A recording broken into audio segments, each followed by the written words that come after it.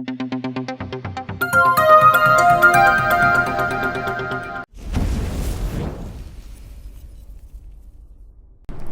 And welcome to pharms India live. The pharm pharmacology series हम पढ़ रहे हैं, जिसमें आज का हमारा टॉपिक होने वाला है एंटी एरिथमिक ड्रग्स, यानी कि ऐसी ड्रग्स जो हमको एरिथमिया कॉज करने से प्रिवेंट करती हैं। तो चलिए जान लेते हैं एंटी एरिथमिक ड्रग क्या होती हैं, कैसे काम करती हैं। तो शुरुआत करते हैं उनके डेफिनेशन से कि भाई एरिथमिया क्या होती है।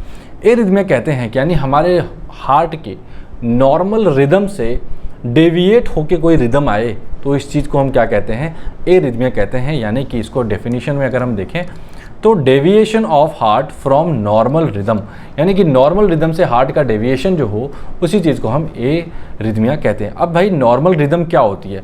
नॉर्मल रिदम होती है यानी कि जब हमारे हार्ट का जो रेट हो, यानी हार्ट की जो बीट हो, वो 60 to 100 बीट्स पर मिनट हो।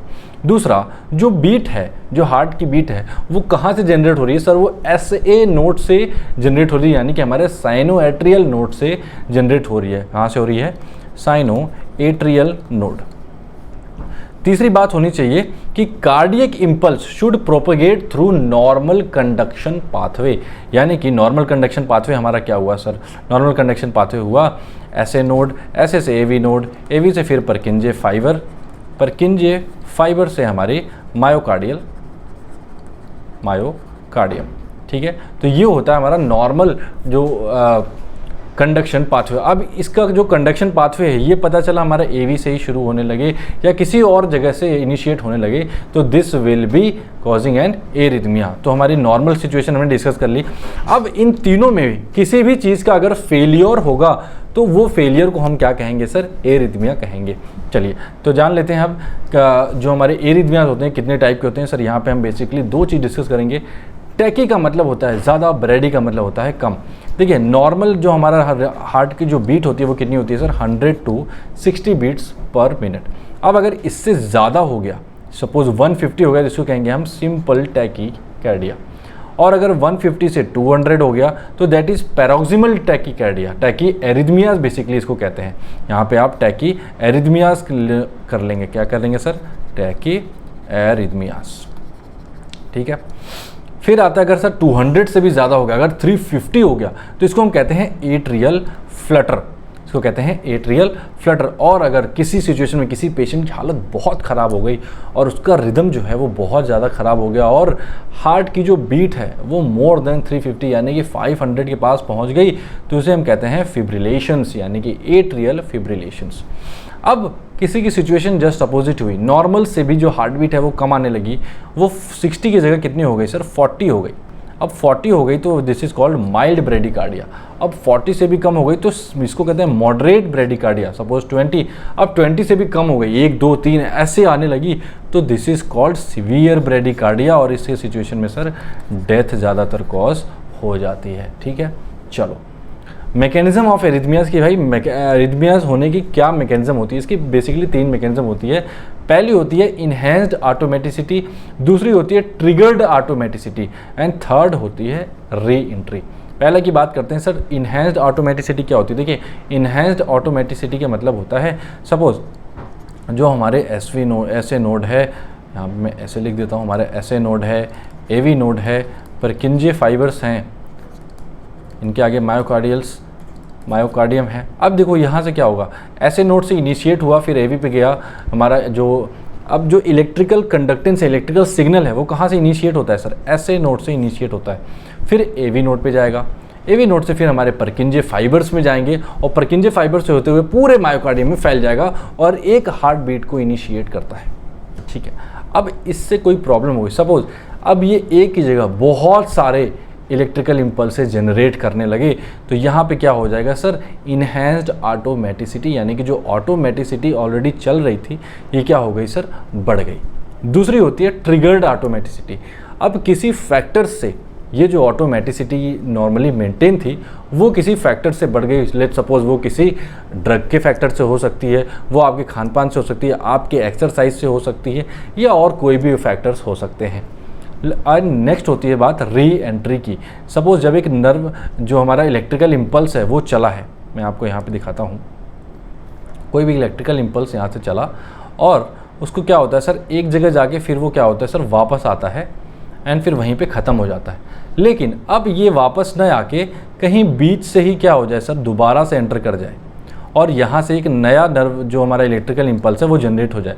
अब यहाँ पे सर क्या हो गया, री एंट्री होने की वजह से एक से अधिक इलेक्ट्रिकल इम्पल्स जो इस पाथवे पे, कंडक्शन पाथवे में ट्रैवल करेंगे और इनके ट्रैवल करने की वजह से जो एरिथमियास कॉज होता है सर, वो उसको हम कहते हैं री एंट्री।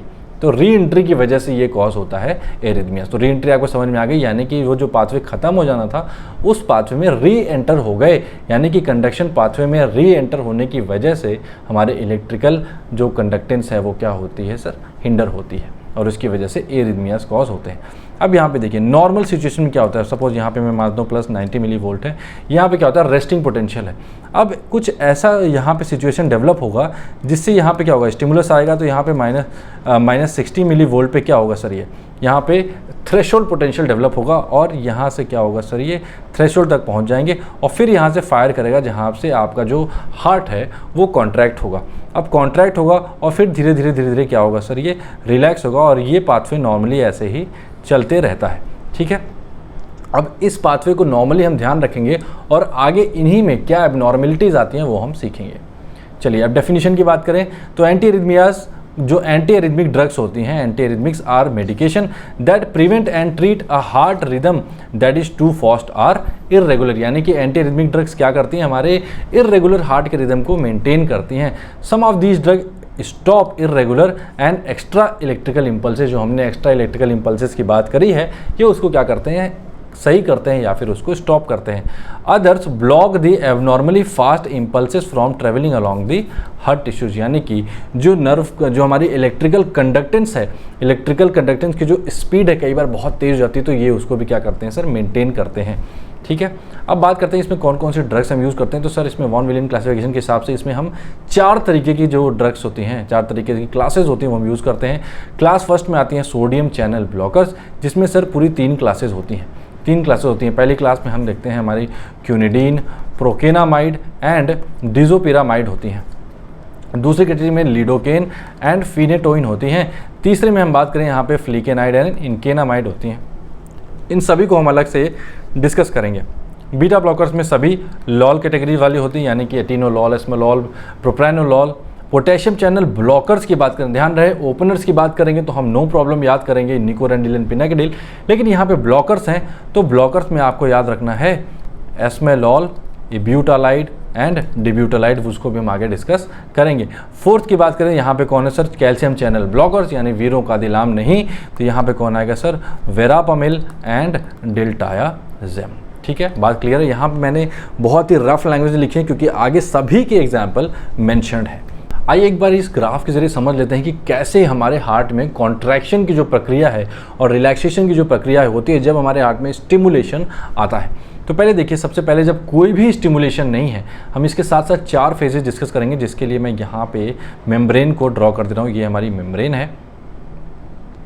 ठीक है, अब सबसे पहले इसमें होता है sir fourth phase. Fourth phase से ही हम शुरुआत करेंगे। फोर्थ फेज हमारा रेस्टिंग मेम्ब्रेन पोटेंशियल होता है। देखिए यहाँ पे क्या होगा, रेस्टिंग, मैं यहाँ पर रेस्टिंग लिख रहा हूँ क्योंकि यहाँ पे कोई भी स्टिमुलस नहीं आ रहा है। अब जब कोई भी स्टिमुलस नहीं है तो ये एक सीधी लाइन होगी। अब इस टाइम पे क्या होगा सर, यहाँ से ये आई होगी वेव।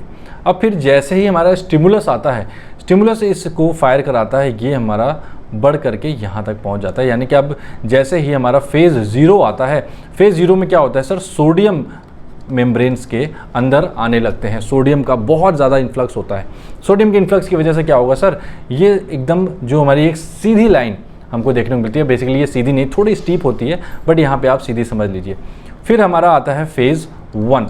फेज़ 1 में क्या होगा, यहाँ पे बेसिकली एक फिर से रैपिड डीपोलराइजेशन की वजह से अब यहाँ पे सोडियम जो इनवर्ड आना है ये रुक जाएगा और पोटेशियम और क्लोराइड, यहाँ पे बेसिकली पोटेशियम और क्लोराइड का बाहर जाना शुरू हो जाएगा।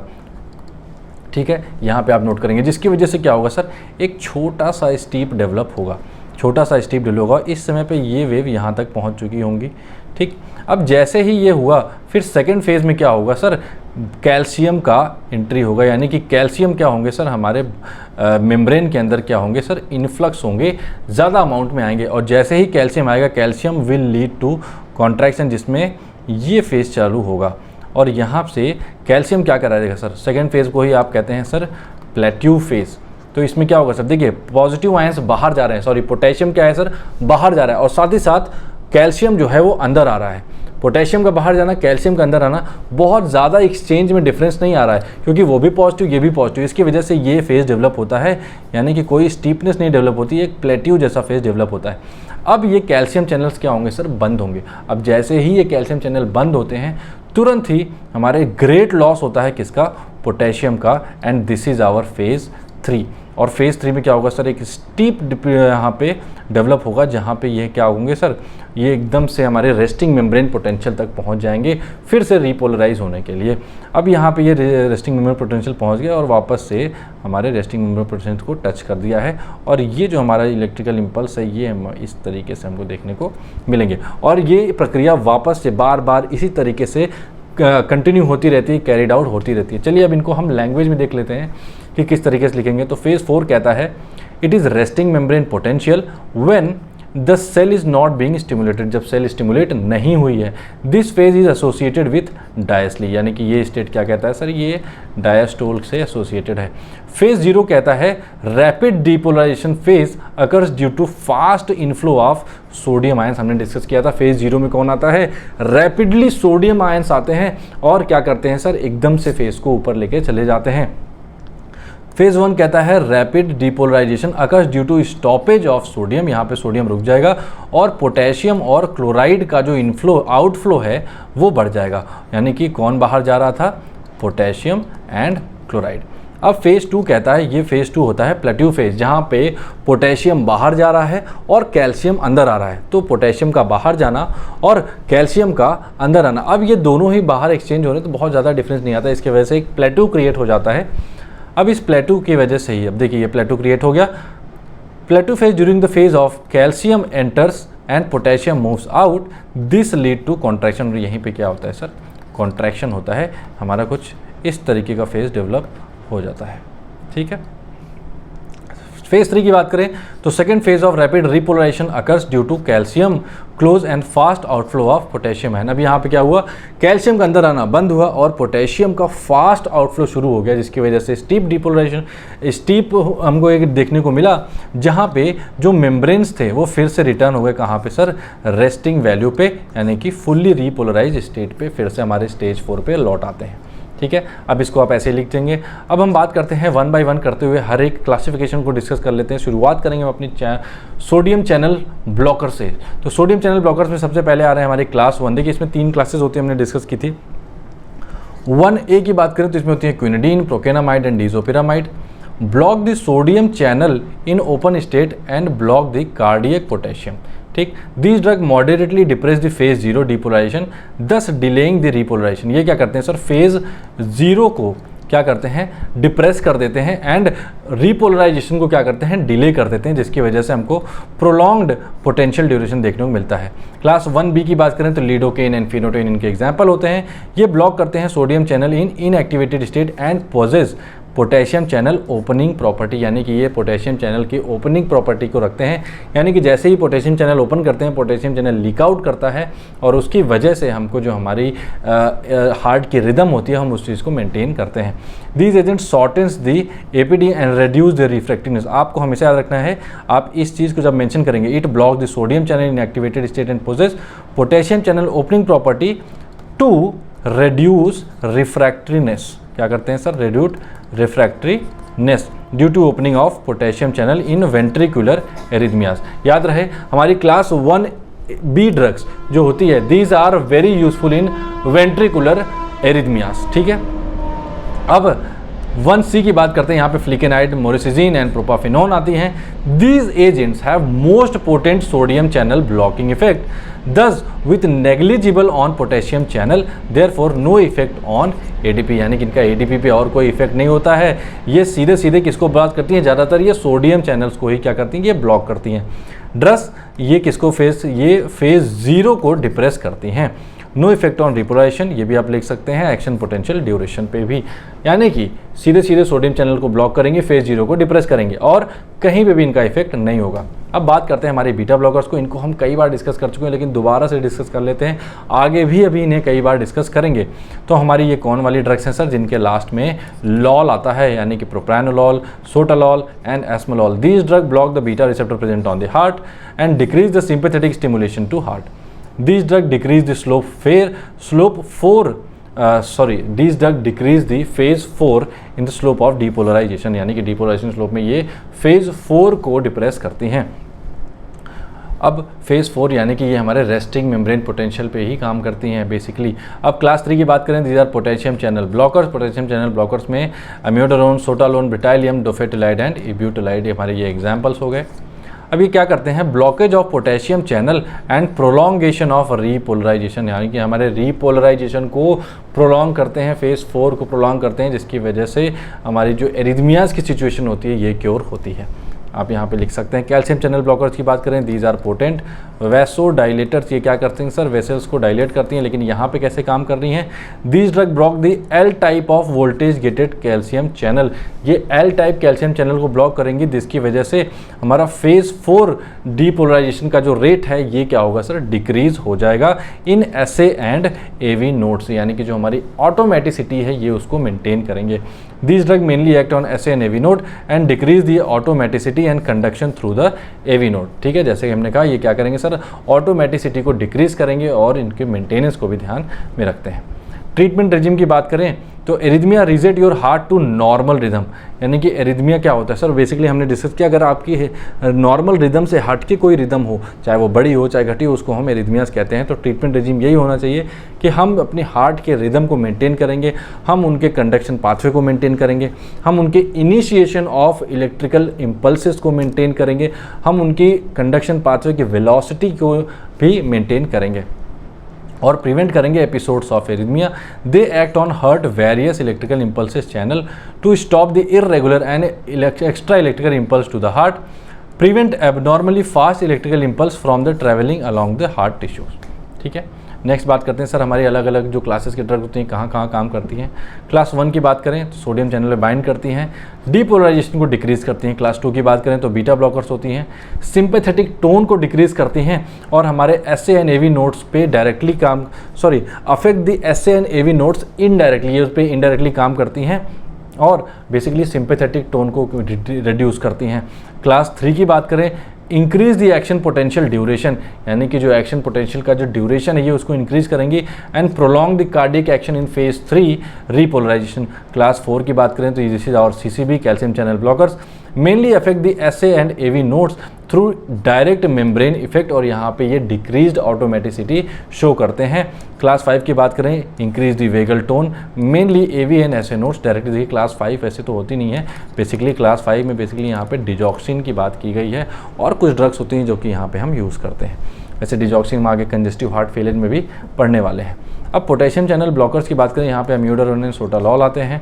इंडिकेशंस कहाँ कहाँ यूज़ करते हैं सर, ये इंपॉर्टेंट है, आप लर्न रखेंगे कि वेंट्रिकुलर टेकीकार्डिया में इसको यूज़ करते हैं, वेंट्रिकुलर फ्लटर्स में यूज़ करते हैं, atrial flutters and most effective in paroxysmal atrial flutter में हम यूज़ करते हैं। यहाँ पे इसको आप कट कर देंगे।